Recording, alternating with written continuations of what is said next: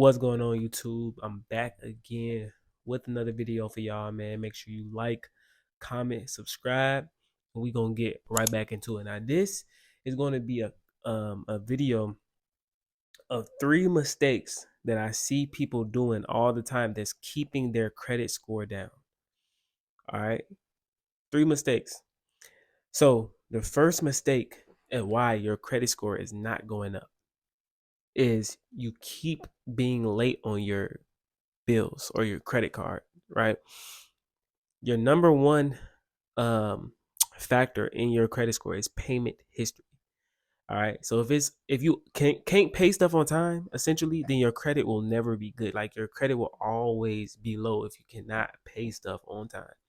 So if you continuously get late payment after late payment after late payment, get a new account, late payments, new account, late payments, your credit will never be good because your payment history weighs so much in your credit score.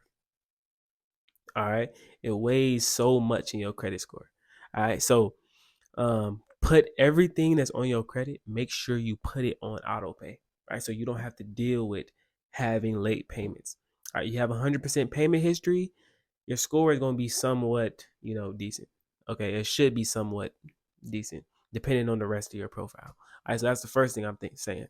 It's the first thing that that I see all the time that people, keep messing up on their credit profile, what's hindering their score from going. Second is utilization on credit cards. I know when you get $1,000 limit, you want to max that card out. Some people might have bad spending problems or whatever, but you max that card out and it reports your score is going to tank. Okay, your score is going to tank. How the credit algorithm works is that you don't want to look like you need the credit. If you look like you need the credit, you're going to get penalized. All right. You're going to get penalized if you look like you need it.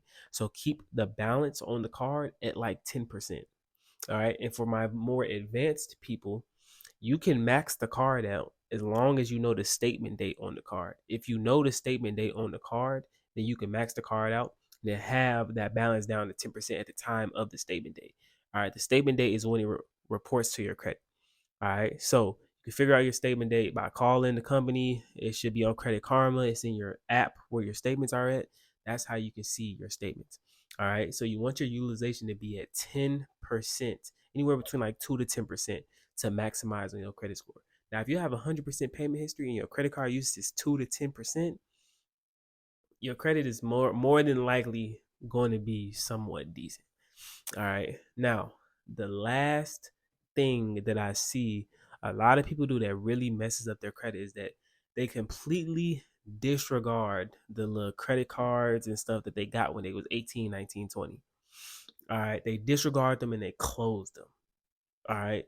So for y'all that don't know, age is a big factor in your credit report. All right. Age is a big factor. So by you getting a card at 18, like, I see girls get Forever 21 cards all the time. All right. So let's say this Forever 21 card. You got it when you was 18, 19. You 30 now. That's 11, that's 10, 11 years history, right? 10, 11, 12 years history right there. So by you closing that account, you're going to lose that 10, 11, 12 years of history on your report, and your score could tank because of that, depending on, how you've been building out your credit since then. All right. You do not want to lose all that history. So when people close out these accounts just because they live $300 credit cards or whatever, or they, $500 Macy's card or something like that, it has age to it. So you want to keep that active, especially if it has 100% payment history. All right, because it's really gonna knock your score down if you close that card. And a lot of people don't know.